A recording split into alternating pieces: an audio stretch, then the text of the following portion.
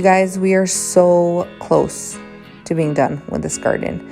I know it seems like there's a lot to be done, but really looking at like my map and my layout of it, there's not. Like the next few beds are going to go really quickly.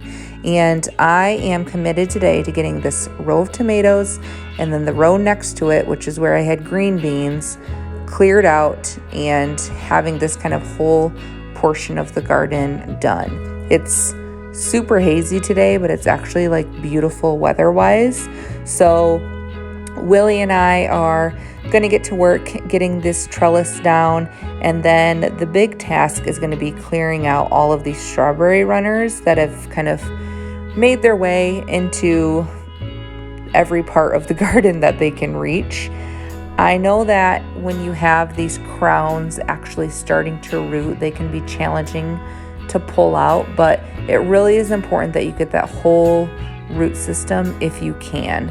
And when we were cleaning these up, some of them we were able to kind of dig around them and pull them up easily, but after a while it was kind of a little bit more challenging. They had really rooted themselves in. So we actually went and got the broad fork and we used that to loosen up the soil just enough in these areas so that we could pull them out more easily, and that was a huge game changer. So finally got all of the strawberry runners pulled out, gave a quick little tilling with the wheel hoe, and once I get a chance to get some more grass clippings, Tommy said he will be mowing this weekend, I will cover this bed and the bed that I did yesterday with the corn stalks.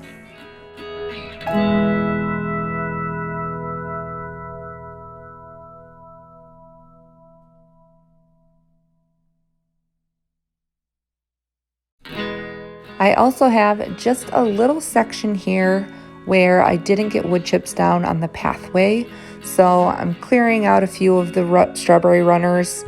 Thankfully, there's landscape fabric underneath here, so they haven't really rooted deeply. I know a lot of you are probably wondering what we are doing with all of these strawberry runners that we are pulling out. And in a perfect world, I'd be transplanting them somewhere, but I'm not. I'm just throwing them to the pigs. I have literally hundreds of runners that I'm going to be taking up from these 2 strawberry rows that I couldn't possibly find space to plant them all. I will be doing a whole bunch of them in the orchard garden.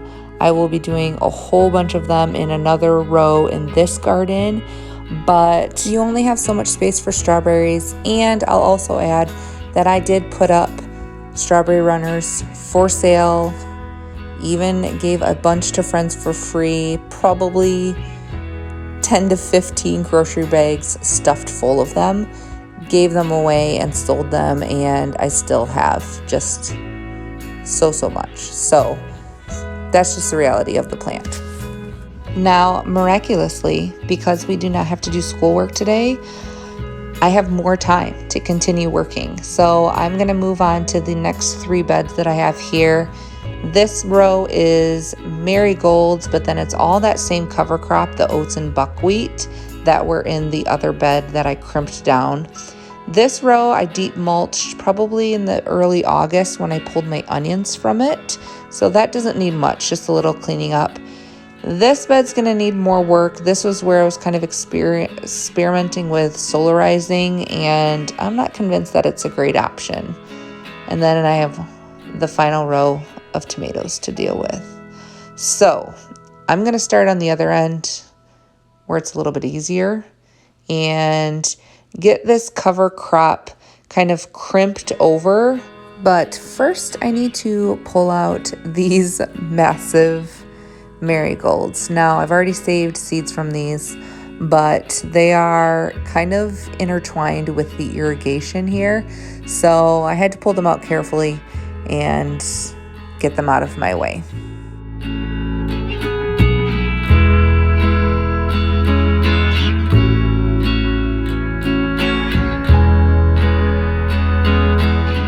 So to crimp this cover crop over so that it dies off into the actual bed and not kind of in the pathways, because then it will be a nice mulch for that bed in the springtime.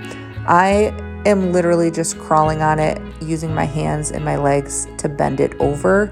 Some people will use a bar or a broom, or there's fancy tools you can use, but as you can see, I'm pretty not professional about my method. After I finished that though, I was pulling weeds from the walkways, and the kids decided to start collecting some sunflower seeds. I think they are going to try roasting and salting them for a little snack.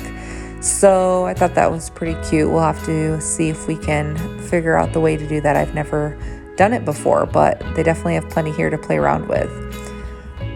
I think that this area is looking so much better, and it really didn't take me that long to clear out kind of what had grown up in the pathways. And to top it off, Tommy did get a chance to mow. So I have a nice thick layer of grass clippings on this corn stalk row along the fence.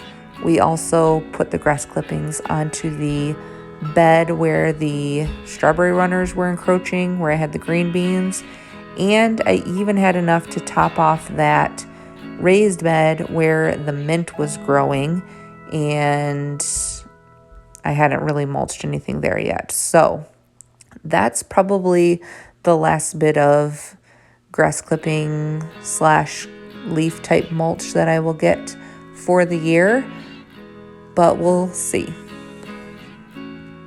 I only have 3 more rows in the interior of this garden, plus 2 raised beds, and then my row of strawberries. And I'm done. It feels close. So, thanks for bearing with me, you guys, on some very repetitive videos.